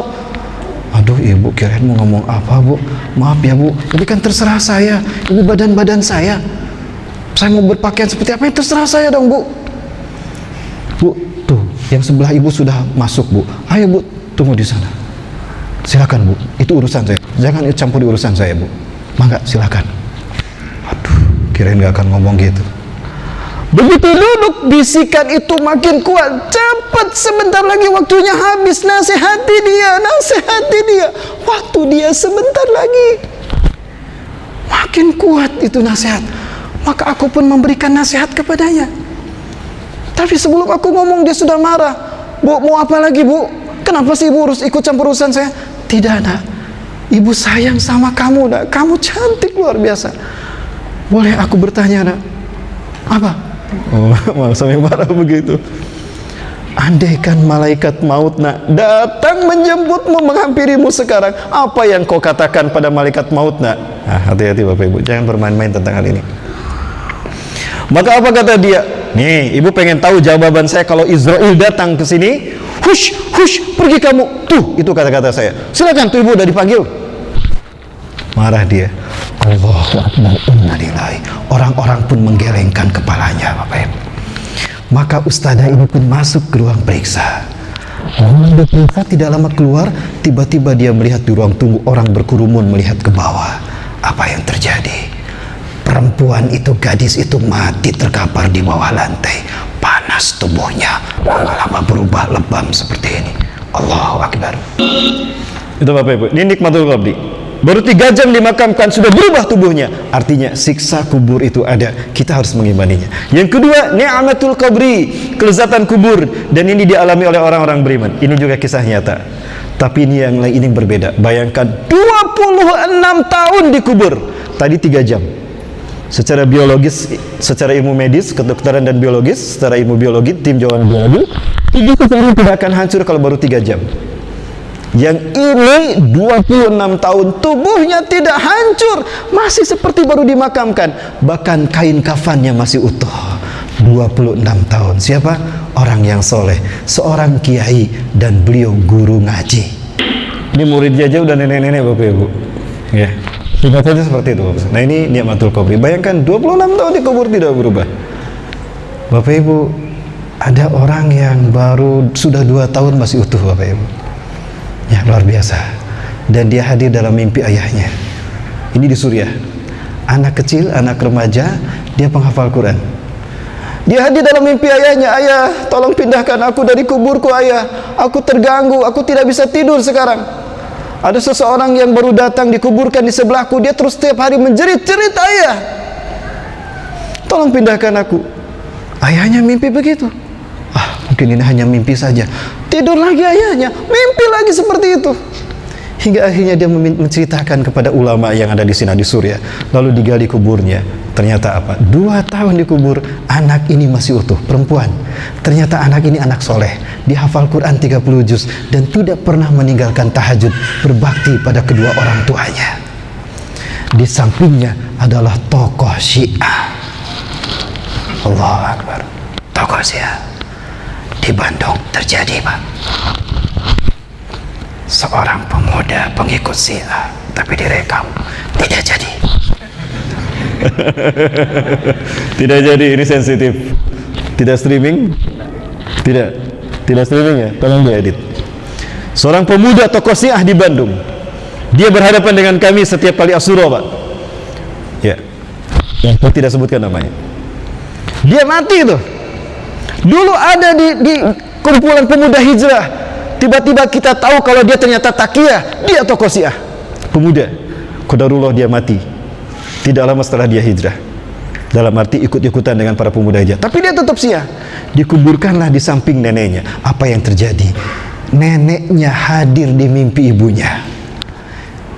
Ibunya cerita kepada sahabat saya yang suka hadir di jamaah saya, di kajian saya. Ustaz, ini cerita yang menakutkan bagi saya. Kira-kira apa Ustaz penjelasan hikmah bagi saya? Apa Bapak Ibu sekalian? Neneknya hadir di mimpi ibunya dan berkata, ini bahasa Sunda sebetulnya. Neng itu anak perempuan. Neng, kenapa si Ujang? Kok dia menjerit-jerit setiap hari, setiap malam? Emak tidak bisa tidur. Tolong kasih tahu si Ujang. Diam dia, emak nggak bisa tidur. Ini kisah nyata Bapak Ibu. Pemuda Syiah. Dia dulu bangga dengan Syiahnya. Setelah kami tahu dia Syiah, kami menjauhinya. Dia sudah mati. Belum lama ini tokoh Syiah mati ya. Alhamdulillah. Kemudian hari yang kedua Yaumul Ba'ats, hari dibangkitkannya manusia di padang mahsyar. Ini Yaumul Sa'ah Bapak Ibu. Yaumul Sa'ah adalah hancurnya alam semesta. Orang beriman tidak akan menyaksikan hancurnya alam semesta. Ya, hanya orang kafir yang tidak punya iman sebesar biji sawi pun ya yang akan menyaksikan hancurnya alam semesta. Ada 7 perkara yang tidak ada 8. Ada 8 perkara yang tidak akan hancur ketika kiamat. Siapa saja? Yang pertama, yang bisa menjawab dapat minyak wangi kasturi dari saya. Ayo. Masih penuh insya Allah. Ada 8 perkara yang tidak akan hancur ketika kiamat terjadi. Dia tidak hancur 8. Ayo, sebutkan 3 saja. Tidak berturut-turut tidak apa-apa. Ayo, saya kasih minyak wangi kasturi, jawara kasturi. Ada 3 saja, sebutkan 1. Oh jangan. Jangan, ini Ustaz udah tahu, udah ngerekam saya berkali-kali. Ayo dek, siapa Bu? Jangan ibu ya, ini buat laki-laki nih. Siapa bang? Iya bang, 1 surga, 2 neraka, 3 ars Allah. Alhamdulillah, ahsanta, fadl, husada, sedekatun laka, Allahu Akbar. Semoga husnul khotimah bang ya. Allah yubarik fikum, biasa bang. Barakallahu fiik. Yang pertama Allah dulu tuh. Allah kan tidak. Allah maha hidup, maha awal dan maha akhir. Kedua surga, ketiga neraka, keempat ars Allah, kelima kursi, keenam lauhul mahfuz, ketujuh Iblis tidak mati, nanti dicabut ajalnya di hari yang kedua, yaumul ba'as. Apalagi ekor manusia, tulang ekor manusia tidak hancur. Nah, karena nanti dari tulang ekorlah nanti Allah menumbuhkan kembali tulang belulangnya dan menumbuhkan kembali dagingnya. Itu Bapak sekalian. Baik, kita percepat. Hari yang kedua adalah yaumul ba'as, yaitu hari kebangkitan, di mana semua manusia dan jin akan dibangkitkan menurut kondisi kematian mereka. Kullun nasi yub'atsu kahayatin mautih. Setiap manusia di padang mahsyar nanti akan dibangkitkan di yaumul ba'as menurut kondisi kematiannya. Ada orang yang meninggal ketika sujud terakhir di salat duha, maka dia akan mati dalam keadaan dibangkitkan dalam keadaan sujud. Ada orang berzina, ketika dia mati dalam keadaan berzina, nanti dibangkitkan ketika berzina. Maka semua manusia akan menyaksikan aibnya saat itu. Allahu Akbar. Dalam kondisi apa kita nanti dibangkitkan tergantung pilihan kita. Maka waspadai kematian kita, Bapak Ibu. Semoga kita mati husnul khatimah. Ya. Kemudian hari yang ketiga yaumul mahsyar. Tadi sudah saya jelaskan, digiring manusia selama 50.000 tahun dalam keadaan tanpa alas kaki, telanjang, tidak berpakaian, dan juga bercucuran keringat dan tidak dihitan. Ada di antara man kana yamuru uluku hatta yang bagi ila ka'baih. Di antara manusia ada yang sampai kedua mata kakinya. Mungkin ini orang dosanya sedikit, kebaikannya banyak. Oh, ila rukbatai, ada yang keringatnya mengenang sampai kedua lututnya. Oh, ila wasatihi, atau ada yang sampai mengenang sampai ke pusarnya. Dan yang mengerikan, wa minhum man iljamal uruqu iljaman. Di antara manusia ada yang tenggelam dengan keringatnya sendiri. Nauzubillah, tenggelam dengan keringatnya saking panasnya. Ada yang seperti ini, ya mudah-mudahan kita dinaungi Allah. Ada 7 orang yang dinaungi nanti. Sabatun yuziruhumullah yauma la zilla illa zilluh. Ada 7 golongan yang Allah lindungi, dan tidak ada perlindungan kecuali perlindungan Allah. Siapa saja? 1, pemimpin yang adil. Yang kedua, pemuda yang habis hidupnya untuk beribadah kepada Allah. Yang ketiga, seseorang yang terikat hatinya dengan masjid, selalu ingin memakmurkan masjid, aktif dia memakmurkan masjid. Yang keempat, seseorang yang mencintai karena Allah, bertemu karena Allah, dan berpisah karena Allah. Yang kelima, seseorang yang digoda untuk berzina, dia malu dan dia menjawab, ini akhafullah, saya takut kepada Allah. Yang keenam, seseorang yang bersedekah dengan tangan kanannya, tangan kirinya tidak mengetahuinya. Artinya dia sedekah tidak menyebut-nyebutkannya. Tapi nanti ada donasi, bukan berarti kita tidak apa-apa Bapak Ibu. Donasi ini pernah Rasulullah lakukan ketika perang Badar. Siapa yang mau berinfak untuk perang Badar ini? Silakan, saya Rasulullah. Nah, itu pernah ada. Baik, kemudian yang ketujuh, seseorang yang ketika dikala sepi dia meneteskan air mata karena takut karena Allah. Hasyatan tamudu ainahu bi khasyatillah. Ya. Ya, nanti di padang mahsyar Bapak Ibu, manusia akan mencari-cari syafaat. Datang manusia kepada Nabi Adam, ya Adam, anta abuna al-ula, fashfa' lana bi syafaatika hatta najina min adzabina min iqabina. Wahai Adam, Anda adalah bapak kami, manusia pertama yang dilahirkan ke dunia. Tolong berikan kami syafaat agar kami terbebas dari siksa-siksa kami. Apa kata Nabi Adam? Kaifa usyafi'ukum? Bagaimana aku akan mensyafaati kalian? Aku pun belum tentu selamat di akhirat kelak. Bayangkan Nabi Adam bilang begitu. Laula indi syafa'ah, andaikan aku punya syafaat, Qabil aku syafaati duluan. Dia membunuh adiknya. Pergi saja pada Nuh, mungkin Nuh punya syafaat. Datang pada Nabi Nuh pun sama. Andaikan aku punya syafaat, Kan'an dulu yang aku syafaati, dia mati tidak beriman. Pergilah pada Ibrahim, mungkin Ibrahim punya syafaat. Sama, datang pada Nabi Ibrahim pun sama. Andaikan aku punya syafaat, Azar bapakku yang akan aku syafaati dulu. Pergi gajah sama Nabi Musa. Nabi Musa pun sama, Nabi Isa pun sama. Pada akhirnya mereka bertemu dengan Nabi Muhammad sallallahu alaihi wasallam. Ya. Beribu-ribu tahun dia mencari Rasulullah, terlihat ada Rasulullah. Rasulullah terlihat cahayanya ada di mana? Di tepi halaman, di tepi danau. Bapak Ibu sekalian, Rasulullah bersabda. Rasulullah SAW bersabda, Inna likulli nabiyyin wa rasulin haudun fil masyari alladhi yusamma bi asmaihim.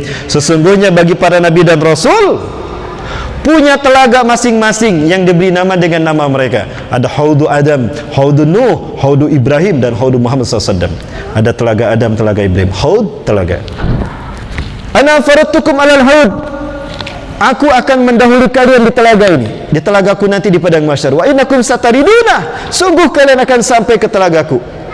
Wa man waradahu, dan siapa yang sampai di telagaku, syariba minhu, dia pasti meminum air telagaku. Ya, walau zam'atan minal ma', walaupun hanya seteguk air. Wa man yasrab, ya, wa man syariba minhu, dan siapa yang minum dari air telagaku, lam yazma abadan hatta yadkhulal jannah, dia tidak akan haus selamanya sampai masuk ke dalam surga. Artinya apa? Seseorang yang berhasil meminum air ini walaupun hanya seteguk, dijamin masuk surga. Bapak Ibu, boleh saya cerita tentang ini, kesempatan ini, tapi tidak akan ada yang tersinggung?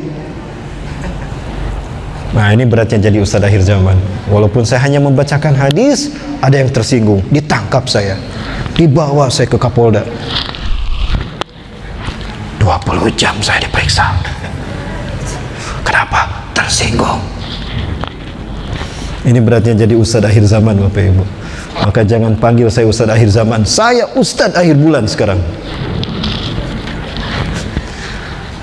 Bapak Ibu, ketika orang ini sudah sampai kepada Rasulullah SAW, melihatnya, ta'al hayya nasra ma'i hada fi haudi hada, sini kita minum air telagaku. Tiba-tiba setelah mendekat Rasulullah, Allah hijab antara Allah dengan mereka, antara Rasulullah dengan mereka. Rasulullah menjerit, ya Rabb, limadha hajabta baini wa bainahum, hum min ummati, a'rifuhum wa ya'rifunani. Ya Allah, kenapa kau hijab antara aku dengan mereka? Mereka itu umatku, aku kenal mereka dan mereka pun mengenal aku. Apa kata malaikat? Satu, mereka ahli bid'ah. Ya Rasulullah, innaka la ta'rif ma'adasu ba'dak. Anda tidak tahu ya Rasulullah apa yang dia gantikan setelah sunnah Anda. Setelah Anda meninggal, sunnah Anda digantikan. Auzubillah.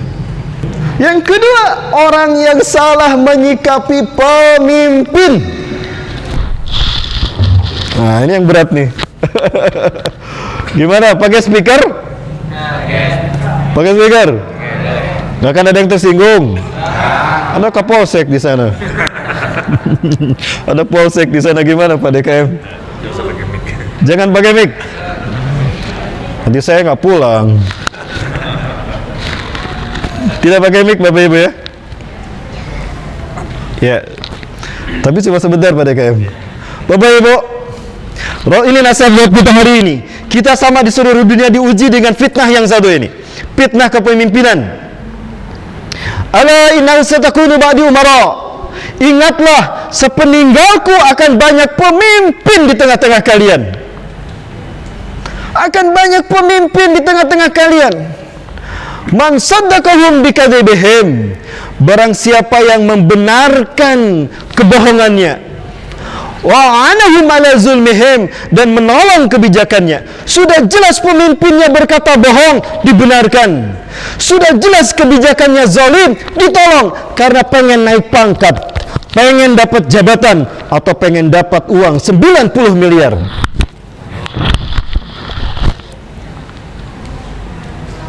Maka apa kata Rasulullah? Faisa minni, dia bukan umatku. Rasulullah tidak mengakui keislamannya. Walastu minhu, dan aku bukan bagian darinya. Ada ulama menjelaskan takwil hadis ini, Rasulullah tidak akan membela dia ketika amal ibadahnya di sidang. Terhalang Rasulullah, tidak mau Rasulullah membelanya. Betapapun bisa dapat syafaat, tapi karena perbuatan ini Rasul tidak membelanya.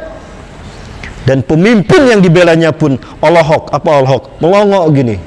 Walaysa biwaradin alayal haud, dan dia tidak akan menikmati telaga mahsyarku. Begitu diberitahu oleh malaikat orangnya seperti itu, maka apa kata Rasulullah? Suhkon liman badalan ini. Terima kasih Pak.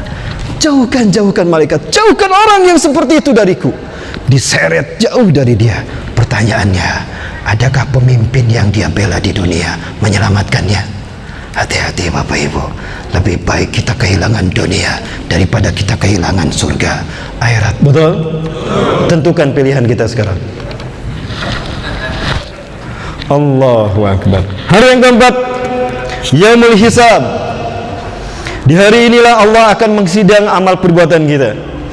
Di hari ini akan ada sebuah layar yang bertuliskan nama kita. Nama Rahmat Baikuni, usia 63 tahun misalnya. Dia balik usia 15 tahun, diklik angka 15. Maka ada Brad 12 bulan. Diklik bulan pertama, Brad 31 hari. Diklik hari pertama, Brad 24 jam. Diklik jam pertama, ngapain aja tuh, terlihat.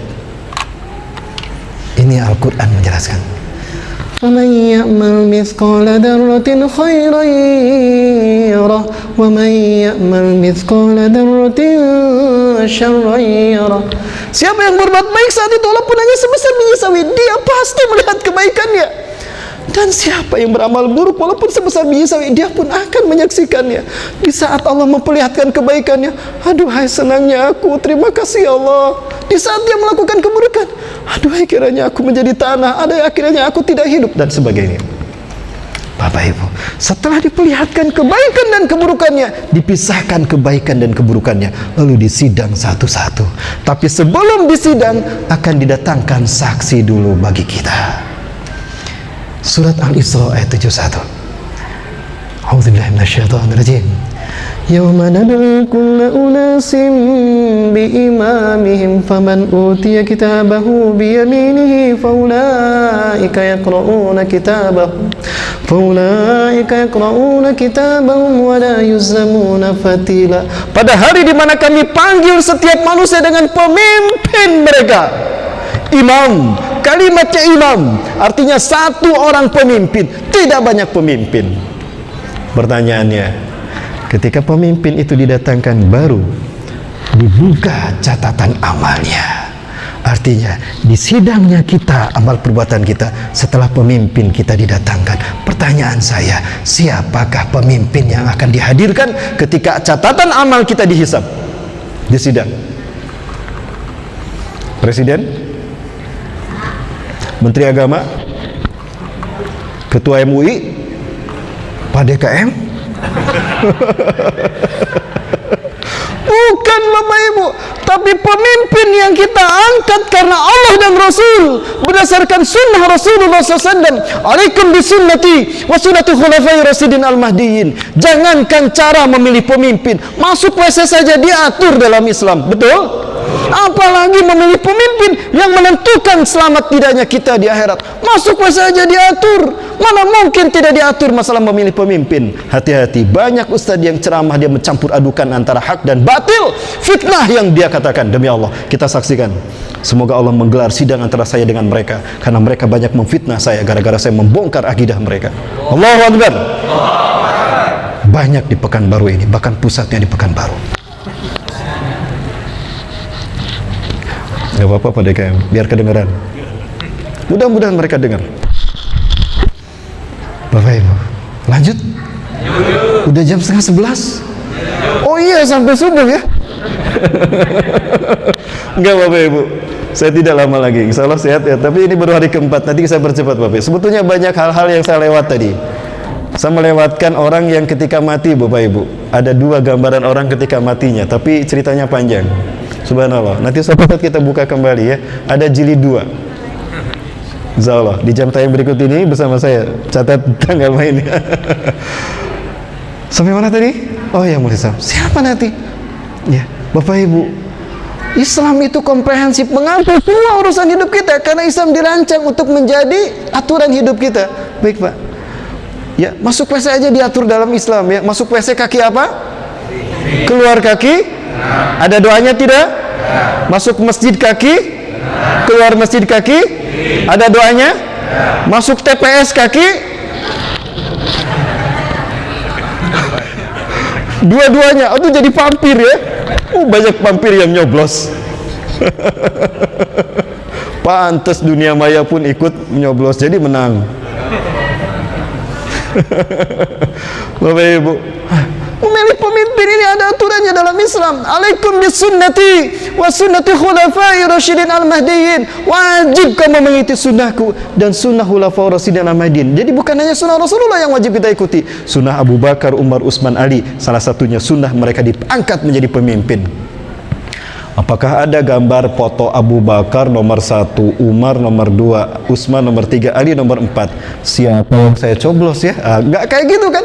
Nah, ini sunnah yang hilang dari kehidupan kita. Maka kita terkena fitnah. Karena fitnah akhir zaman bermula dari pokok pangkalnya. Pintunya adalah fitnah kepemimpinan. Lihat, setelah Rasulullah wafat, para sahabat dipecah belah, diadu domba oleh orang Yahudi. Para sahabat saling bunuh. Lihat perang Jamal, lihat perang Siffin. Fitnah pertama setelah Rasul wafat, fitnah kepemimpinan. Setelah fitnah kepemimpinan, fitnah persaudaraan, sesama sahabat saling perang, apalagi kita. Dan setelah itu baru fitnah dalam al-aqidah, muncul aliran-aliran sesat. Baik Bapak Ibu rahmati Allah. Nah, jadi siapa yang kita angkat yang hadir nanti? Seseorang yang kita sumpah setia, kita jabat tangannya. Quran surat Al-Fat ayat ke-10. Mau saya kasih tahu siapa? Mau saya kasih tahu? Kalau saya kasih tahu, mau diamalkan tidak? Dosa besar kalau kita tidak mengamalkannya keluar dari masjid ini. Kabura maqtan indallahi an taqulu ma la taf'alun. Betul Bapak Ibu? Tapi hari ini kita punya kesulitan. Kenapa demikian? Kita kehilangan sosoknya. Barangkali kita bersabar menunggu kedatangan Imam Mahdi. Kapan Ustadz Imam Mahdi datang? Ketika orang terhalang melaksanakan haji dan umrah, ketika masjid-masjid ditutup, ketika pengajian-pengajian dibubarkan. Rasulullah mengatakan akan datang Imam Mahdi. Sudah terjadi belum? Nanti sebentar lagi Imam Mahdi. Allahu Akbar. Amin. Allahumma amin. Lanjut Bapak Ibu. Siapakah mereka? Logikanya sederhana saja. Bapak Ibu, wajibkah kita mentaati Allah? Jika kita tidak mentaati Allah, hukumnya kafir. Kafir. Baik, pertanyaan berikutnya, sudahkah kita mentaati Allah? Agak susah ya. Kok susah menjawabnya? Karena kita belum tahu ukurannya.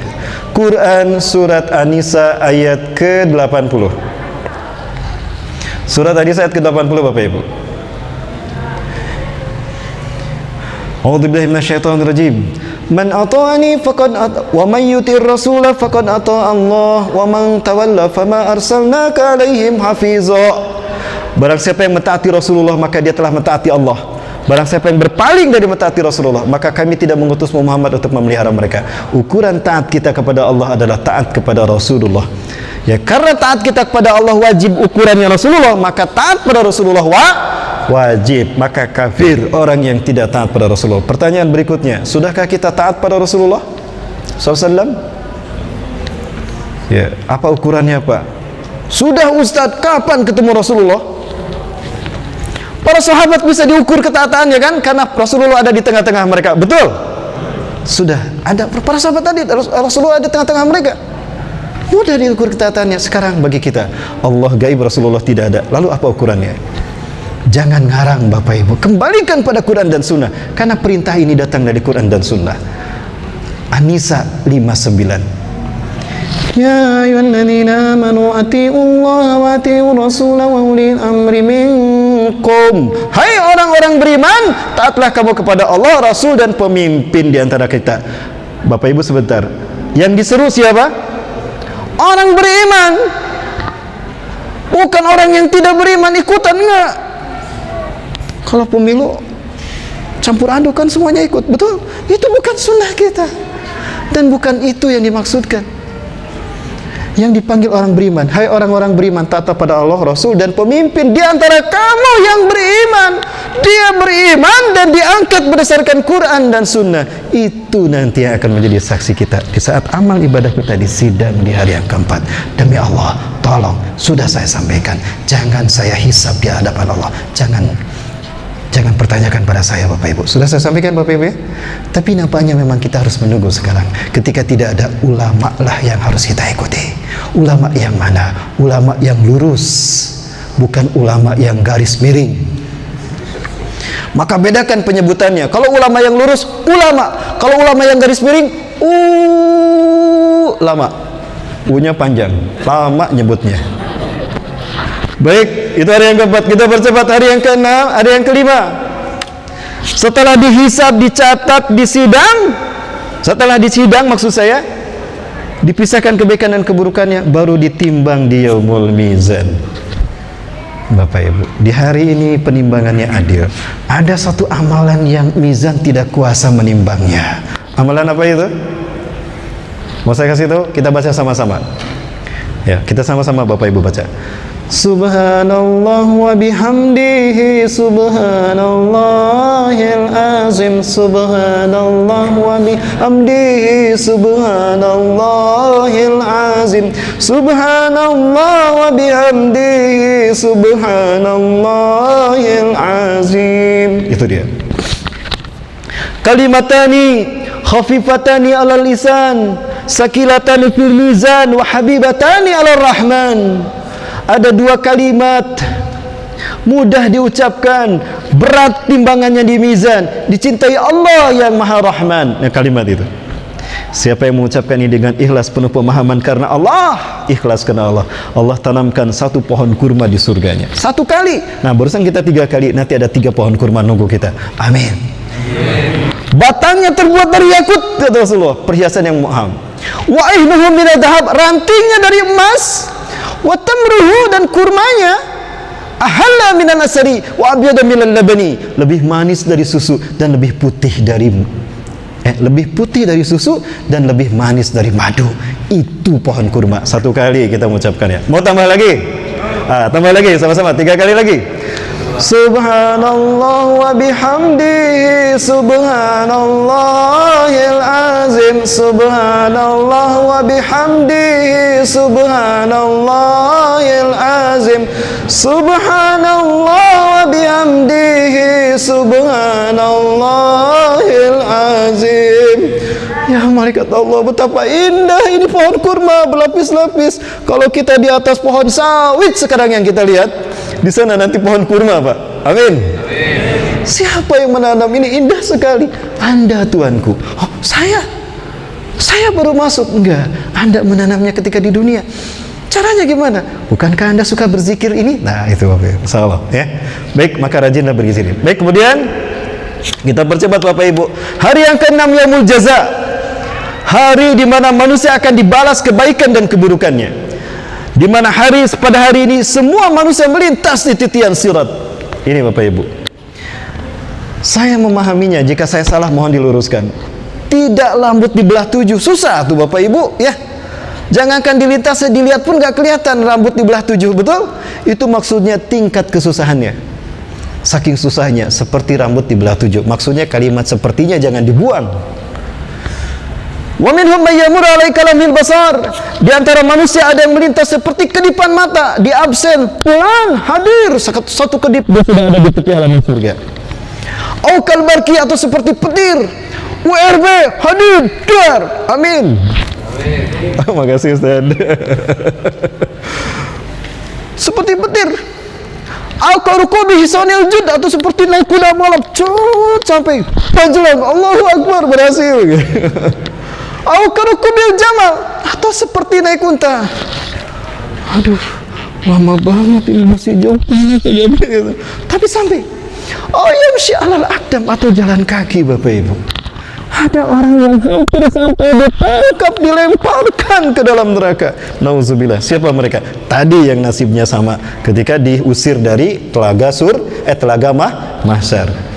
Ini hanya gambaran saja Bapak Ibu, tapi betapapun hanya gambaran, dahsyat luar biasa. Semoga Allah menyelamatkan kita dan tidak memasukin kita seperti orang yang satu ini. Ya, terapung Bapak Ibu, 76 tahun baru sampai ke dasar neraka. Berganti-ganti itu. Terbakar, hangus, mati, hidup kembali. Terbakar, hangus, mati kembali. Itulah la yamutu fiha wa la yahya. Hidup tidak, mati pun tidak. Bapak yang rahmati Allah, mudah-mudahan Allah melindungi kita dan Allah selamatkan kita di titian surat nanti. Amin, amin, amin ya Allah, ya Rabbal alamin. Bapak Ibu, saya percepat Bapak Ibu karena waktu kita tidak cukup. Baik, ini tingkatan neraka Bapak Ibu berdasarkan apa yang saya baca di dalam beberapa nas.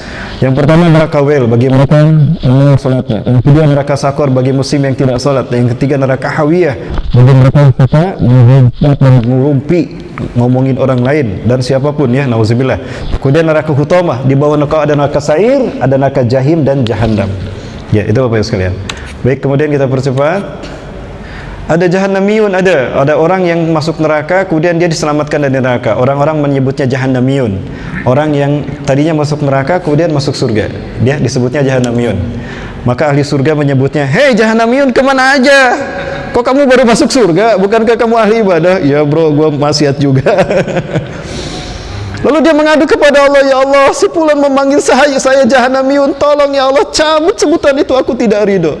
Baik, maka Allah pun mencabut sebutan itu, maka dia pun tidak lagi disebut jahanamiyun. Itu orang yang tadinya masuk neraka, melayang-layang di dalam neraka. Dia panggil setiap orang untuk menyelamatkannya, bahkan dia panggil ibadahnya, dia panggil solatnya, dia panggil hajinya. Tiba-tiba sudah setengah dia masuk neraka, ada orang seperti ini, dicabut, dia diselamatkan dari neraka. Orang itu sambil melayang untuk ke Nahrul Haya, sungai kehidupan, karena siapapun yang masuk neraka untuk masuk surga, mandi di Nahrul Haya, sungai kehidupan. Ya. Kemana saja kamu? Aku sudah masuk neraka separuh tubuhku, kok kamu baru menyelamatkan? Siapa kamu? Aku adalah salatmu. Aku salatmu. Kenapa kamu terlambat menyelamatkan saya? Bukankah kamu suka terlambat melaksanakan aku di dunia? Engkau melalaikan salat, engkau lalai melaksanakan aku, maka aku pun lalai, aku pun terlambat menyelamatkan engkau. Hati-hati Bapak Ibu, kita mendapatkan sesuai dengan apa yang kita lakukan. Kemudian ada seseorang sudah masuk surga, diceritakan seseorang masuk surga, ya Rob, aku sudah keliling di surga ini, tapi aku tidak menemukan si fulan, mereka teman saya, ya Allah. Mereka selalu menyertai saya di majelis ta'lim, kemanapun kami pergi, kami selalu bersama, kami berbagi suka dan duka. Tapi saya tidak menemukan mereka di surga ini. Di mana mereka, ya Allah? Ditanyakan kepada malaikat Ridwan, tanyakan pada Ridwan, barangkali Ridwan tahu. Malaikat Ridwan, di mana teman saya? Saya sudah keliling surga tapi nggak ada. Ini foto mereka, saya selfie sama mereka. Apa kata malaikat Ridwan? Hum finnar ya fulan. Mereka di neraka, ya Allah. Apa artinya surgaku? Di saat yang sama teman-temanku disiksa di neraka, ya Allah. Lebih baik aku disiksa bersama mereka. Apa kata Allah kepada si ahli surga ini? Ya fulan, karena engkau telah mengabdi kepadaku dengan baik, karena engkau telah meraih keriduanku dengan baik, sehingga aku mencintaimu, maka demi cintaku kepadamu, hai hambaku, pergilah, idham wankizhim min nari, wankizhim min narihim, selamatkan mereka dari neraka. Subhanallah. Jangankan hubungan ayah dan anak, jangankan hubungan suami istri, teman aja bisa menyelamatkan, apalagi suami dan istri dan anak dengan orang tua. Ya, maka ingat Rasulullah pernah menjelaskan pada kita, al-mar'u mahadini khalili falyanzur biman yukhaliluh. Seseorang dipengaruhi agama temannya, maka perhatikan dengan siapa dia berteman. Jangan salah memilih teman dan jangan salah hijrah. Ya, Bapak Ibu, ini adalah gambaran kalkulasi hitungan amal kita, Bapak Ibu sekalian. Rasulullah pernah mengatakan, man kana yawmu khairin minal amsi fa huwa minal muflihin. Ini tingkatan surga dan tingkatan neraka. Ini variabel X, ini variabel Y. Y positif, amal baik, makin tinggi makin baik, maka sejajar dengan surga, makin ke atas makin indah surganya. Ini variabel Y negatif, ini amal buruk, makin derak, makin bawah, makin dahsyat nerakanya. Bapak Ibu, Rasulullah bersabda, siapa yang hari ini lebih baik dari kemarin, beruntung dia. Kenapa? Grafiknya naik. Ini usia. Ketika dia mati dan saat itu matinya sedang melaksanakan ibadah yang kualitasnya seindah Firdaus, maka dikunci namanya di surga Firdaus. Nama dia di sini dihapus. Nama saya ada di neraka Jahanam sampai Firdaus. Kenapa? Karena setiap manusia punya peluang berbuat baik dan buruk, betul? Maka dihapuslah ketika dia mati. Jika dia mati dalam keadaan beramal seindah Firdaus, maka namanya dipatenkan di Firdaus, di sini dihapus. Siapa yang hari ini sama dengan kemarin, rugi dia. Kenapa rugi? Kerja lama, gaji gak naik-naik, pangkat gak naik-naik. Rugi tidak? Rugi. Nah, itu orang yang hari ini sama dengan kemarin. Wa man kana yawmu syarra minal amsi fa huwa minal mal'unin. Siapa yang hari ini lebih buruk dari kemarin, terkutuk dia. Kenapa? Nyungsep ke neraka tuh grafiknya. Nauzubillahi min dalik. Hari yang terakhir adalah yaumul akhir dan yaumul khulud. Hari kekekalan. Di hari inilah setiap ahli surga kekal di dalam surga, ahli neraka kekal di dalam neraka. Apa yang Allah sediakan bagi ahli surga ini? A'udzubillahi minasyaitonir rajim. Fala ta'lamu nafsum ma ukhfiya lahum min qurrati a'yun jazaa'an bima kanu yaf'alun. Surat As-Sajdah ayat 17. Fala ta'lamu nafsun, maka tidak ada seorang pun yang tahu ma ukhfiya lahum min qurrati a'yun, apa yang disediakan Allah nanti di surga, disembunyikan Allah di sesuatu yang membuat mata mereka terbelalak, indah luar biasa, balasan dari apa yang mereka lakukan. Baik Bapak Ibu rahmati Allah, ini adalah orang yang mati syahid di Suriah. Sudah jelas orang sudah meninggal dunia, tapi wajahnya lihat Bapak Ibu. Orang-orang ingin memakamkannya, tapi dia masih seperti ini juga. Udah ditutup berjam-jam, kemudian dibuka lagi, masih juga tersenyum. Kira-kira lihat surga apa lihat neraka? Bapak Ibu, ketika orang sakaratul maut lihat wajahnya, kalau wajahnya seperti ini, ingat setiap orang yang sakaratul maut, Allah perlihatkan dulu tempatnya. Quran tadi saya sudah baca suratnya, surat Qaf ayat ke-22, surat ke-50 ayat 22. Laqad kunta fi ghaflatin min hada. Sungguh kalian manusia lupa kalau kalian akan mati menghadapku. Fakashafna anka hita'aka, maka kami buka semua hijab yang menghalangi kamu dengan akhiratmu. Fabasaruka al-yawma hadid, hari ini pandanganmu tajam. Dia melihat surganya, Bapak Ibu. Ada orang yang dia melihat seperti ini dan dia menyesal, aduh kenapa tidak semua aku berikan? Kenapa dia berkata begitu? Allah perlihatkan, hei fulan, dulu kamu pernah bersedekah. Kamu pulang dari masjid, kamu akan makan. Ketika kamu akan makan dan minum dari makanan minum kesukaanmu, ija'akal ajuz, ketika datang seorang laki-laki yang tua, pengemis yang sudah tua, dia berkata kepadamu, hai fulan, ini Allah perlihatkan ketika sakaratul maut. Ya, ya sayyidi, lau samahta antuk sima tu'amaka nisfaini li wa nisfaini qad salasat ayam ma'akaltu wa masyaribtu. Hai fulan, wahai Tuanku, tersudilah kiranya Tuhan berbagi makan dan minuman untuk saya. Sudah 3 hari 3 malam saya tidak makan dan tidak minum, Tuhan. Allahu Akbar. Pak sini, Pak. Ini cerita tentang tentang Thauban. Ya, dibagi 2 tuh makanannya, Pak, separuh buat Bapak, separuh buat saya. Susu kambingnya dibagi 2. Thauban, aku suka dengan perbuatanmu. Dia sedang mati, sedang sakaratul maut. Allahu Akbar begitu. Aku suka perbuatanmu. Kau selamatkan hambaku dari kelaparan. Sekarang ini balasan surgamu. Allahu Akbar, ya Allah, kenapa tidak semua aku berikan? Pasti surganya lebih indah daripada ini. Bapak Ibu, sekarang saudara-saudara kita di Palestina, mereka sangat menderita, Bapak Ibu. Mereka dibantai dengan sangat bias. Oleh siapa? Oleh Zionis Yahudi. Bapak Ibu, mohon maaf saya langsung ke materi ini karena waktunya. Bapak Ibu sekalian, mohon maaf. Teman kami juga sudah pada lelah ini. Ya, mohon maaf ini kelamaan Bapak Ibu. Ini saya langsung terakhir. Bapak Ibu sekalian rahmati Allah, ini adalah sesuatu yang terjadi pada saudara-saudara kita di Palestina. Bapak Ibu rahmati Allah, Rasulullah SAW bersabda. Ya, Rasulullah SAW bersabda, sebaik-baik manusia di akhir zaman adalah mereka yang menyelamatkan saudaranya yang ada di Palestina.